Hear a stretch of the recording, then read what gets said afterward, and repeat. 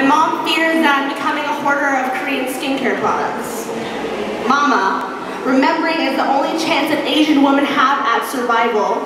We, the silent China dolls, built pale like ivory sculptures to be ogled at in museums. For us, hoarding is building an altar of your own choosing. I know too well of all the promises you can fit into small packaging, white like cotton, like survival at the hands of your own sacrifice. Notice how whiteness is paired in hand with cleansing, like bleaching into pearly white forgiveness, pearls of the Orient refashioned to live on this skin, as if skin is just another thing to conquer, catalog, and clinicalize. And my family berates me when I'm too young to argue that I don't want to wear the sins of a corrupt skin working in the fields, as if skin is a greater pain to bear than misguided fear, as if darkness is the only way we separate ourselves from them. It is easier to think the creams and the hiding and the scrubbing and the damnation of the sun makes it the safest lie.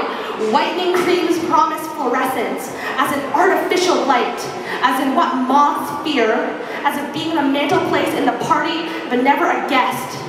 So today, I started hoarding the sun, put her as a center to an altar of myself. The skin is every kiss my mother has given to her children. The skin is the library they could not burn. The skin is not my grandmother's, because it will not sit down and be polite. The skin bites harder than it burns. The skin shines the way moon does, which means to say that it doesn't. It reflects, holds all the constellations in the stars. The skin is proof that I have done more than survive under the glow of the sun, but made a legacy every morning when it rises.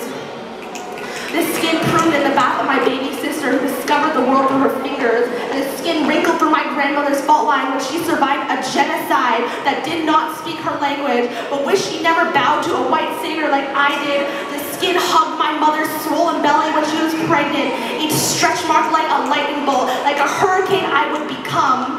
The skin is my quiet revolution, a love letter to all the eczema blisters.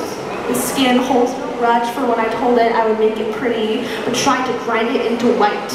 My first act of self-care was going sunbathing. The scars are now a rusty stop sign for when I mutilated my skin for vanity, and they are faded now. Photographs of a ghost town, but love has moved in to become the next door neighbor, and my skin is still growing to fit me. Thank you.